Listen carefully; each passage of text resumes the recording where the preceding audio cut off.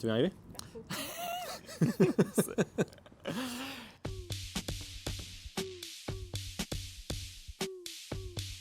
Bonjour. Bonjour, bienvenue à la base de la sécurité civile de Nîmes-Garons, donc la base qui accueille les Canadair, les 12 Canadair, les 8 Dash 8 et les 3 biches de sang de la sécu civile. Je suis Baptiste Néwanic, EPL 15. Et moi Thibaut Desfontis, EPL 14. Et on est là tous les deux depuis 3 ans pour Baptiste et 6 ans pour moi. C'est ça.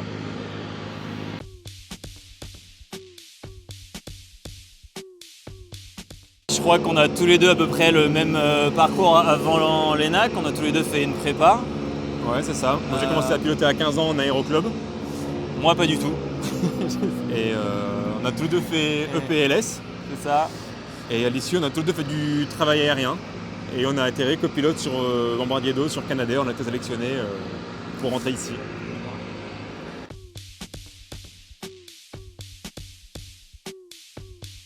Mes meilleurs souvenirs, c'est vraiment l'ambiance qu'il y avait entre nous et comment on a passé des super années à étudier, à apprendre à piloter ensemble. Je garde plus ça que le côté technique. Et le côté faire partie un peu de tout l'écosystème avec les formations des contrôleurs, les formations des ingénieurs, etc. Faire partie un peu de découvrir un peu tous les aspects de l'aviation, pas que notre métier, c'était ça. C'est vrai.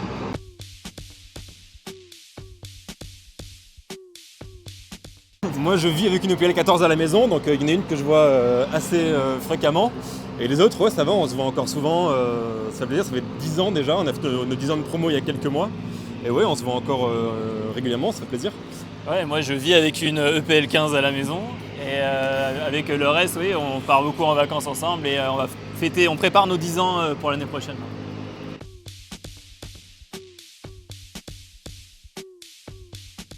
C'était un concours de circonstances vraiment parce qu'il y a eu le Covid qui a un peu bouché toutes les voies d'entrée pour Air France et j'ai eu l'opportunité grâce à Thibaut qui m'a parlé de la sécurité civile parce qu'il y était 3 ans avant moi et qui m'a motivé à postuler parce que j'y avais jamais vraiment pensé honnêtement avant. Et c'était vraiment cette opportunité-là, entre guillemets grâce au Covid, qui m'a poussé à postuler et depuis je suis super heureux d'être rentré. Et ben moi, comme Baptiste, j'ai trouvé du boulot juste après la MCC. J'ai fini en janvier 2017 et dans la foulée, j'ai commencé à travailler en aviation d'affaires depuis Clermont-Ferrand. Et après, j'ai fait du travail aérien. J'étais en photo aérienne à IMAO, à Limoges. Et j'ai fait aussi du travail aérien un peu plus varié à Pixar-sur-V, donc comme Baptiste, à Rouen.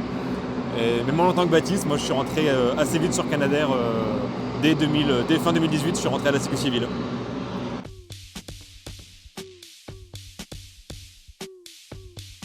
Alors je crois qu'on n'a pas eu les mêmes tous les deux. Moi il fallait 1500 heures de vol, dont quelques centaines en IFR, mais tout se joue surtout sur la motivation et sur l'entretien. Ouais, c'est ça. Aujourd'hui les prérequis c'est seulement 500 heures de vol. Il n'y a pas de minimum d'IFR ou de travail en équipage à avoir. Et on est revenu aujourd'hui sur ces minima-là qui sont tout à fait adaptés pour être copilote sur Canadair.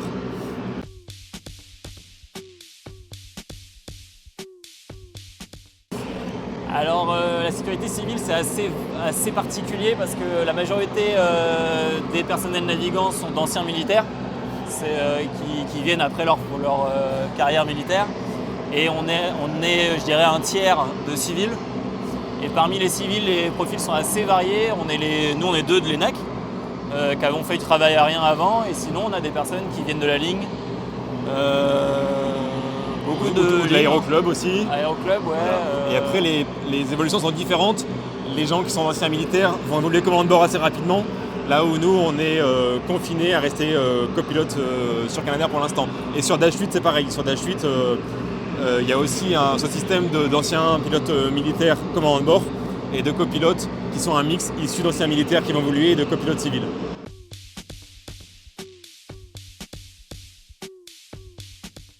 Donc la sécurité civile, ça dépend du ministère de l'Intérieur.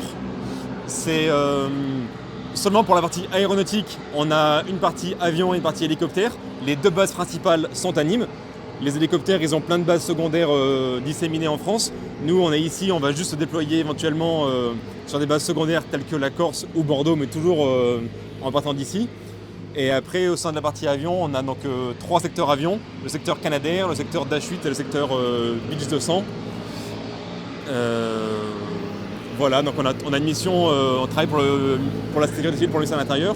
On a une mission dédiée aux feux de forêt, mais on a aussi une partie de nos missions pour le côté d'H8 ou Beach 200 ou hélicoptère dédiée au transport et aux missions régaliennes de l'État.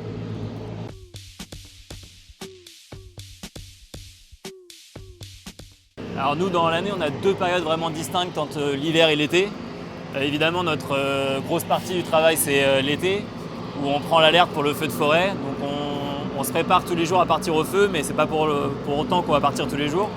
Donc on va arriver, on va préparer notre avion, on va préparer les potentiels vols, et en fait, le reste de la journée va consister à prendre l'alerte et à être prêt à partir dans la minute sur n'importe quel feu, n'importe où en France.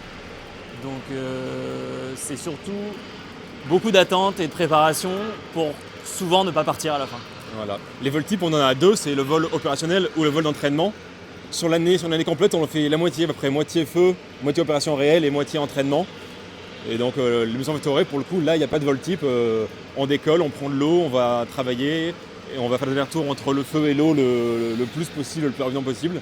Et ça, c'est toujours différent, quoi.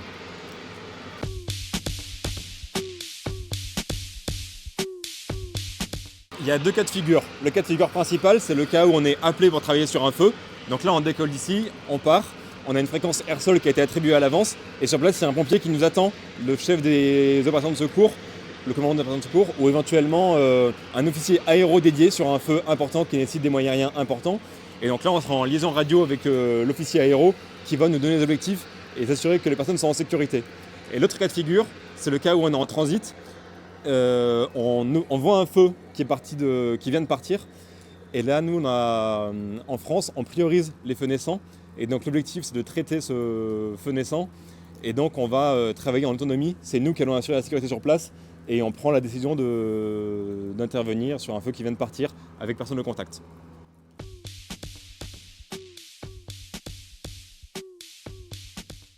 Alors chez nous, on a quand même une assez grosse distinction au niveau hiérarchique entre les commandants de bord et les copilotes par rapport à ce qu'on peut retrouver en ligne, dans le sens où le copilote va être quand même beaucoup PM et le commandant de bord PF. Même si c'est pas à 100% du temps, on va quand même... Voilà, c'est assez asymétrique. C'est assez asymétrique par rapport à ce qu'on peut retrouver en ligne. Voilà, le but, c'est qu'on soit PM sur les phases de largage et on peut être PF éventuellement sur les écopages si on vole avec instructeur.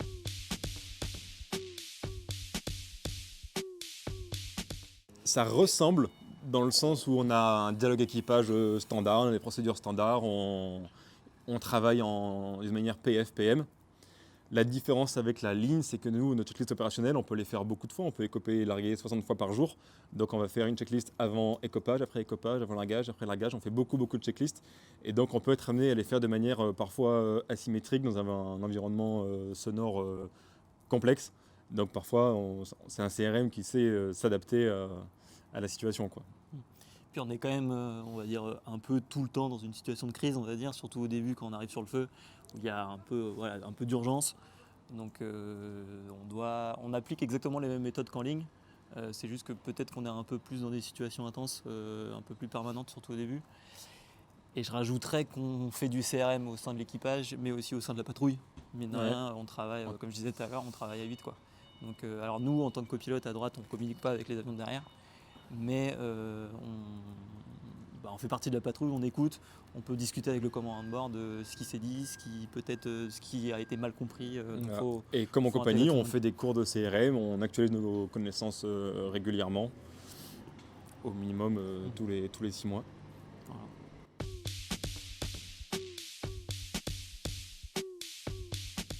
Alors les civils pour l'instant sont uniquement copilotes. Donc voilà, et les anciens militaires sont copilotes à vocation à devenir commandant de bord, et tous les commandants de bord sont anciens militaires. Il y a deux types de contrats qui sont classe A et classe D. Classe A pour les commandants de bord ou futurs commandants de bord, et classe D pour les copilotes issus du monde civil. Voilà. Après, la mission de PM du COPI est quand même une mission assez... on est quand même pas mal occupé, je dirais, par rapport à ce qu'on peut retrouver dans un avion de ligne, parce que c'est un avion qui est quand même assez complexe. On n'a pas de pilote automatique, évidemment. On est dans des phases très critiques, on n'a pas de FADEC, donc en fait on est près du sol.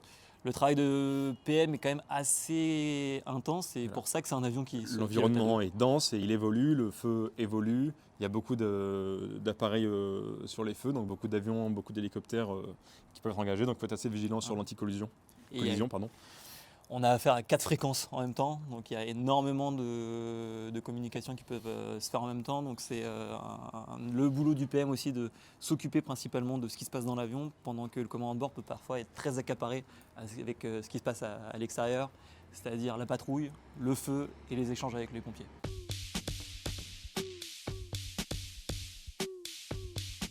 Oui, de manière quasiment systématique, le copilote va ramener l'avion et va faire l'atterrissage en tant que PF. Et après, en phase opérationnelle, c'est plus rare, mais sous condition, le copilote peut faire des écopages s'il est avec un instructeur et s'il a fait la formation adéquate. Et d'une manière générale, après, en vol, on switch régulièrement de PF à PM, on switch facilement de rôle. Le commandant de bord, quand même, a beaucoup de travail au niveau communication. Donc pour le soulager, en particulier pendant les phases de convoyage, De liaison, de transit, ou entre le feu et les copages, souvent on va donner les commandes au copilote qui va s'occuper de voler dans la patrouille jusqu'au largage ou jusqu'à l'écopage, là où en général il va rendre les commandes.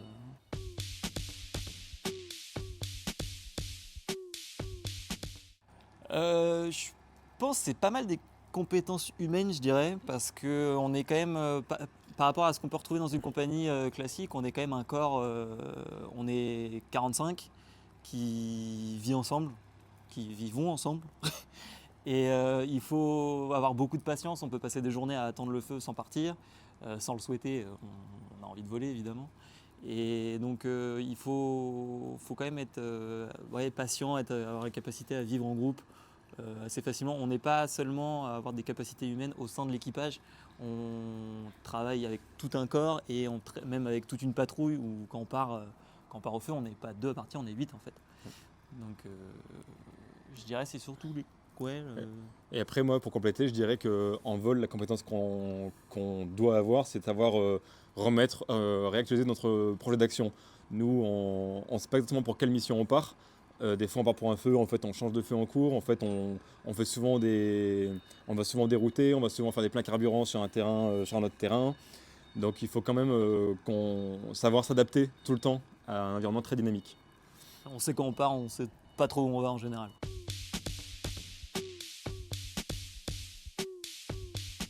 Je dirais qu'en dehors du feu, de la partie on va dire hydro, donc des écopages des Canadair, je pense que c'est l'autre point qu'on a découvert totalement évidemment en arrivant ici, qui est génial à découvrir. Je pense Ici on travaille en Noria plus qu'en patrouille, c'est une patrouille assez lâche quand même. Parce que le but du jeu, c'est pas d'être trop accaparé par le travail justement de maintenir la patrouille et que tous les équipages puissent assurer quand même une surveillance du ciel, etc.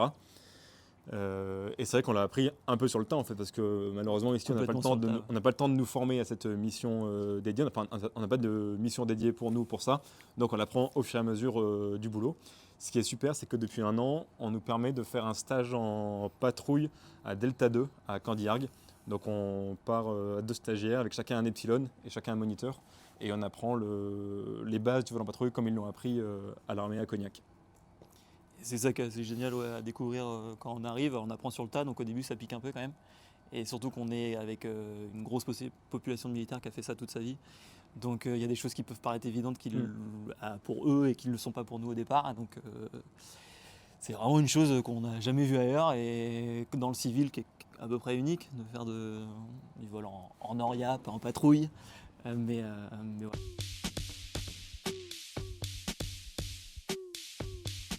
L'été, normalement, notre rythme de travail prévu, c'est 2 jours de travail, 1 jour de repos.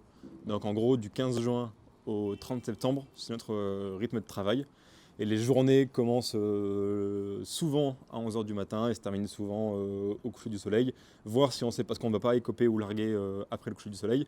Par contre, si jamais on a fait un largage au coucher du soleil à Bordeaux le soir vers 22h, on peut se poser, faire un plein carburant là-bas et rentrer de nuit. Donc on peut rentrer vers minuit au plus tard et rattaquer le lendemain. Et donc du coup, en théorie, voilà, on a ce rythme-là. Après, on peut avoir des périodes où on ne vole pas du tout, et on peut avoir des périodes où on vole énormément en fait. Et puis on ne peut pas trop le savoir à l'avance. Donc c'est un rythme On fait de on à off, mais finalement il peut y avoir un mois très très chargé, un mois pas du tout, Voilà, c'est ou ça. un été très très chargé, un été pas du tout. Et côté planning, moi je suis bien placé pour le savoir parce que du coup je fais partie des pilotes qui font le planning du secteur Canadair et c'est assez compliqué à anticiper, à gérer, tout en gardant les qualifications des pilotes parce que en ligne vous avez l'emploi passager à garder. Nous on doit garder notre qualification opérationnelle de copilote bombardier d'eau, on doit garder nos qualifications IFR, QT, etc. Et plusieurs qualifications opérationnelles autres qu'on a.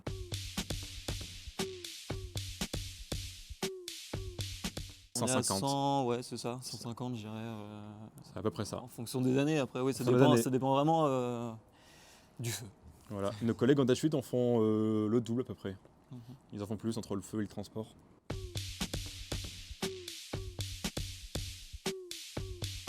Ah, moi, ce qui me vient en tête là tout de suite, c'était en 2022, là, pendant la saison des feux de forêt gigantesques dans le sud-ouest. Le matin, je me suis réveillé à Bordeaux à l'hôtel. On est parti, on a écopé le matin au large de Soulac. Après, on allait travailler sur l'Andirast. Après, je suis parti travailler sur un feu dans l'Aveyron. Puis j'ai fait un autre feu en Ardèche. Et j'ai fini le soir à faire des largages de coquelicots du soleil dans le Jura. C'est que c'était une belle journée de vol. On est arrivé à notre limite qui est 8 heures de temps de vol. Et bah alors, pour pas parler des mêmes feux, même si c'était, je pense, les plus marquants qu'on ait fait, surtout que moi c'était ma première saison feu, donc ça m'a impressionné quand même pas mal.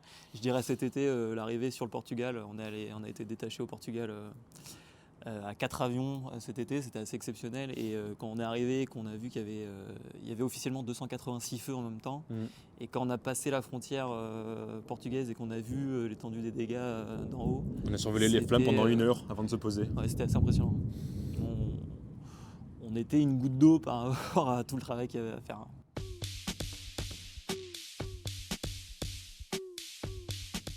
Oui, c'est compliqué. Moi, je me suis jamais fait peur au point de croire que j'allais mourir. Après, c'est sûr que on sent bien que nos marges de sécurité sont faibles parfois. On sent bien qu'il n'y a plus beaucoup des fameuses plaques de résol. Là, on sent bien qu'on a quand même grillé pas mal et qu'à la fin, il ne reste plus que le pilotage du commandant de bord, justement, et l'environnement, quoi. On a déjà eu des avis d'avions qui ont eu des conditions aérologiques très défavorables qui peuvent être impressionnantes, quoi. Puis de la place droite, je dirais que pendant certaines passes, on peut parfois se faire surprendre, je dirais, par une trajectoire. On peut avoir mal compris ce qui va se passer. Donc en fait, la trajectoire était parfaitement maîtrisée par le commandant de bord, mais nous, on est quand même proche du sol et parfois c'est on peut compliqué de mal ne pas avoir les mains interpréter sur ce les qui se passe. commandes. Des fois, on est avec notre rôle de PM. Après, on a la main sur les gaz, on peut ajouter les gaz si besoin. On a notre main sur le largage secours qui nous permet de pouvoir larguer à tout moment la charge d'eau et donc de s'alléger et de permettre à l'avion de repartir. Donc c'est quand même un confort d'avoir ça en main au cas où, on va dire. Voilà, mais c'est sûr que c'est pas facile. On descend on descend près des flammes, dans les arbres, les lignes de tension, le relief. C'est pas évident de ne pas avoir le contrôle total dessus. Ouais, je dirais, au lieu de se faire, je dirais pas qu'on se fait peur, mais surtout on peut être fortement surpris des fois. C'est ça qui peut être un peu impressionnant, mais on fait quand même confiance. Après, voilà, moi, ça m'est déjà arrivé d'avoir des passes qui me plaisaient pas et d'en reparler au sein de l'avion. Et le commandant de bord a adapté sa trajectoire pour justement trouver une manière plus souple parce que j'ai exprimé le fait que ça me plaisait pas et le commandant de bord a su s'adapter pour justement garder le CRM et s'adapter.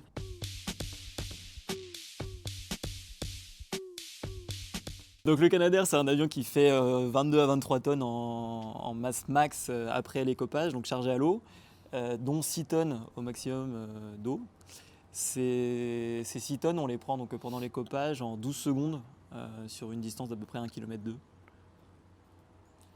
Est-ce que tu as d'autres chiffres? Oui, c'est ça, on écope à 70 nœuds. On est à la limite entre un avion et un bateau. On est encore un peu long pour être un avion, mais on a toujours assez de vitesse pour avoir pour que les gouvernes aérodynamiques soient efficaces. Et ensuite, on va larguer à peu près entre 100 et 120 nœuds à 30 mètres du sol, donc à 100 pieds.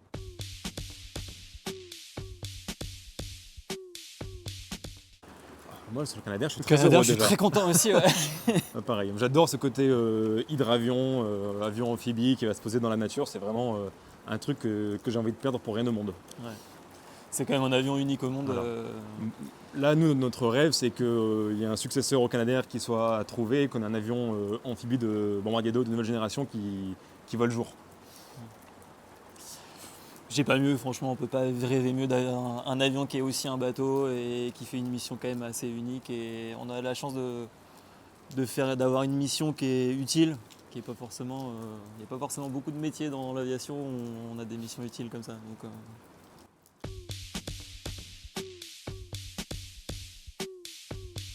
Ouais. Moi, je leur dirais qu'ils peuvent venir nous rendre visite s'ils ont envie, déjà, Oui. pour découvrir Déjà. l'avion et la mission, ou qu'on est sur la JPAC. S'ils veulent nous appeler pour en parler, c'est avec plaisir. Et puis je dirais de façon plus large, sans parler que de la sécurité civile, notre formation à l'ENAC, elle est quand même évidemment élève pilote de ligne, elle est faite pour être pilote de ligne, mais je pense que c'est génial de pouvoir découvrir aussi d'autres métiers avant de commencer à être pilote de ligne, d'autres métiers de l'aviation pour Et découvrir. puis j'y ferai tout à fait. Hein. Nous, à chaque fois qu'on est passé en travail aérien ou ailleurs, les EPL ont toujours eu une bonne presse pour une réputation, d'avoir su une formation réputée de qualité.